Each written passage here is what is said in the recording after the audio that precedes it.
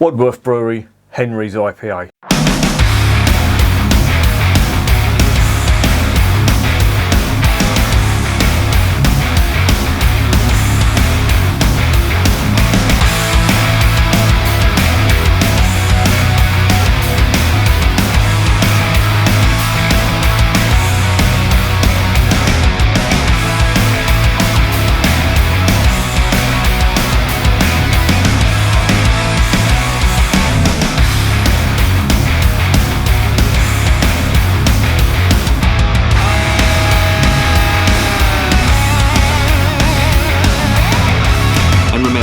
Life is too short to be drinking shitty beer.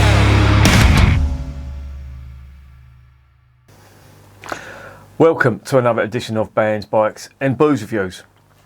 Yet another one from Wadworth, and this is their Henry's IPA.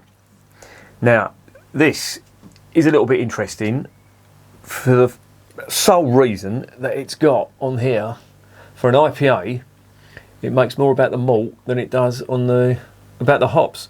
Can you see that there? It says perfectly malty IPA, which, come on autofocus, which is a little unusual in this day and age because everybody and their wives are brewing IPAs of some description and just packing it full of hops. This lot bucking the trend. And traditional English IPA does have a fair amount of hops in it. It's not like the American stuff that's coming. I was having this debate the other day with somebody online about the difference between American IPAs and British IPAs, and they were saying, oh, you know, they've basically taken that style over, and I had to explain to them that actually they hadn't. They were trying to imitate the taste of British IPAs, but they realised that the hops that they were growing native to them, you know, in Washington and on the northwest coast of America, it was producing these really citrusy and fruity tasting hops, and of course they just packed it full and came up with a new style of IPA. But I've sort of alluded to this in the past. I think it's a style of beer all on its own. It's not an IPA really, because, well, all they were trying to do was imitate the taste of an English IPA, and they've come up with something completely different. And it's all just merged into one now, and it's got to the stage where I'm not arguing with people. I'm just trying to educate them, because they think IPA is an American style of beer. It's not. It's English. But there you go. One day I'll calm down, and it'll be too late. Anyway, what have we got here? Well, this is the Wadworth Brewery's Henry's IPA. Now, they're based in a place called Wiltshire, and I've tried a few of their beers before. The 6X, really good. Swordfish Ale, really nice. I'll tell you what I had the other day. It was the gluten-free 6X. I was going to review it on the channel, but I was having a Zoom meeting with a few mates, and I thought, no, fuck it, I'm going to drink it. It can't be that much different. And it wasn't. It was more or less the same, but just brewed for people with gluten intolerances. Good move, I think. I've tried, what else have I tried? I've tried their old ale, called the Old Timer. That weren't bad. And now I've got this stuff. And this came from that multi-pack they're doing. I don't know whether they're still doing it or not, but it's really good value for money. It's £32 for, I think it's, could be wrong here, I think it's 12 beers. And that's including the postage as well. So, you know, if you want to try Wadworth beers out, I'd suggest you do that. I know it may be a little bit to spend up front, but in my opinion, they're all good English style beers. So that's definitely worth checking out. And that's what I did, and this is what I got with it. And I'm intrigued to find out what this is like, so I should really stop gassing and fucking get it open. Just a quick little bit about the name, Henry's IPA. It's named after Henry Wadworth, who was the founder of the brewery. It's still around now, but one alarm bell. I was looking on the website, and they do this in what they call a cream on draft in a cream flow style. Now, whenever I hear that word cream flow, it always rings alarm bells with me. That's when I think they put, I know all draft beer has got some form of nitro. Well, no, that's a lie. Not all form of draft beer, but the real ale on pump from the cask. That doesn't obviously need nitro, because you're literally just pumping the beer out. But this stuff on draft, obviously it comes from a keg, and they've shot some nitro into it to make it smooth. Now, I don't know about you, but nitro beer, especially nitro stouts, they give me an instant headache. I reviewed the draft Guinness, and I think it was a Brewdog offering. One I remember I threw down a sink, it was disgusting. But there was another one that didn't taste too bad, but it had the nitro in it. And yeah, instant headache. I don't know what it is. It may just be me. Well, it obviously is just me. But yeah, that's always been the case. And I remember, years ago when I tried the Tetley's cream flow. Oh, that was disgusting. That was absolutely shocking stuff. And it gave me a headache, more or less, quarter of a way down the glass. So that's why I've got an aversion to nitro. Anyway, enough about my ailments. Let's get this open.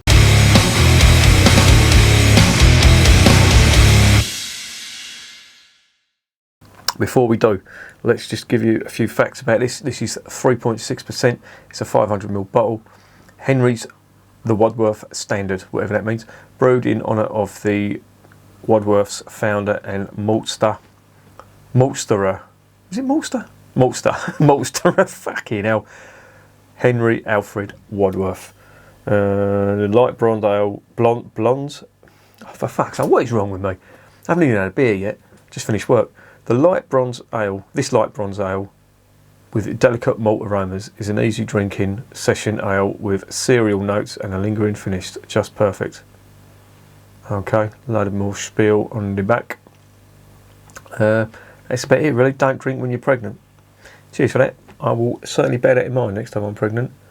Named after our founder, Henry Wadworth, blah blah blah. It was first brewed 100 years ago. Cater for Bob's. To cater for Bob's. Why am I so fucking blind? They don't make the fucking writing on this big. For gits like me. Yeah, again, this is another Wadworth success story. Same with the Swordfish Ale. They brewed that in commemoration of the Fleet Air Arm. This was brewed in commemoration of the founder. The people who tried it liked it so much they demanded they have it all year round, and it's become one of the core beers. So, excellent stuff. Let's get it open. Let's see what's going on.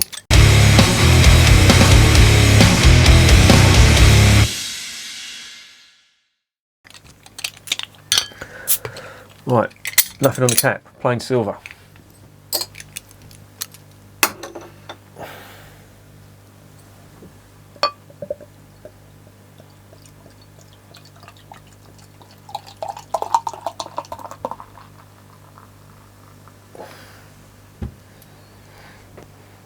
There it is in the glass, in the dirty glass. That's disgusting. We really have got a problem with a dishwasher. My missus has just been moaning at it, and it's not only me who just moans in this house. Got to get on the nose.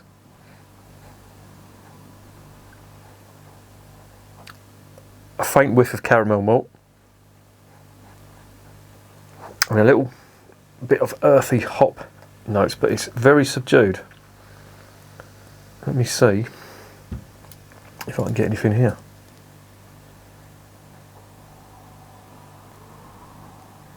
Not really. That is not big on aroma, which is a shame. There's vague caramel malt that I'm getting. And some honestly, this is on a par with a Marston's beer. The aromas are not big at all. But there is I said it was caramel malt, but I'm not sure now. No, there's absolutely nothing. Oh well.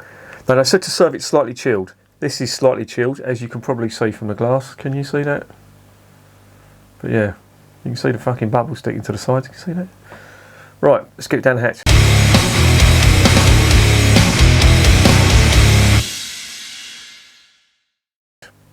Bottoms up.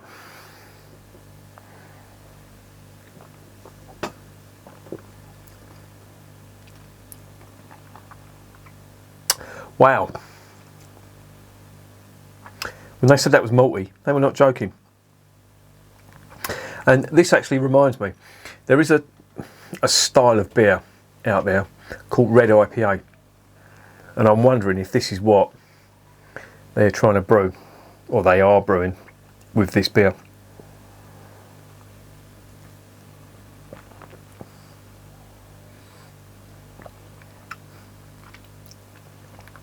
Yeah, that really is malty.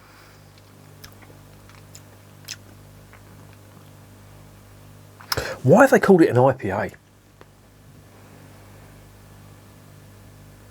I don't know. Was that always called an IPA? I would... There's not much hop character in it at all. This is all about the malt. When they said perfectly malty, they were not joking. And I'm trying to think of the brewery that does... Is it Rock that does a red IPA? But it sort of reminded me of that style of beer. It's really malty, which I'm not complaining. It's not bad. It's quite nice.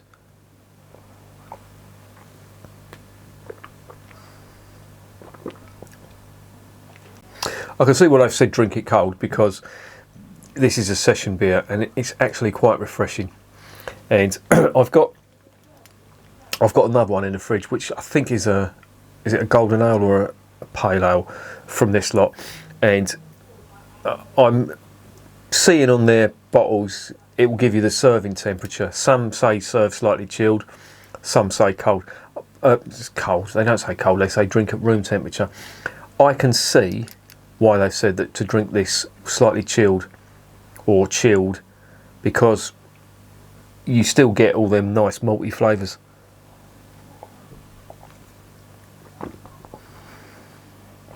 I'd say that's biscuit and caramel malt mixed.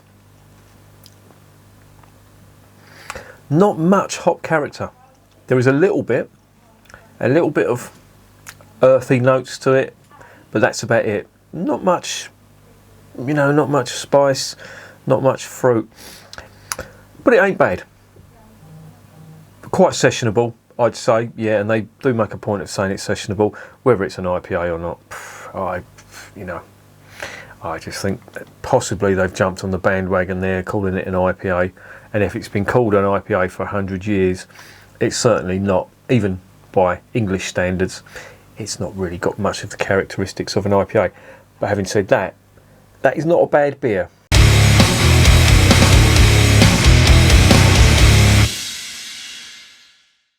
So what's the verdict on Henry's IPA? Well, when they say this is perfectly malty, this is basically what you're getting. It's very malty indeed. And it's a nice combination of caramel malt and biscuit malt. The ABV is quite low, it's 3.6, so this is a really good session beer. I quite like it. It's not their best, I will say that.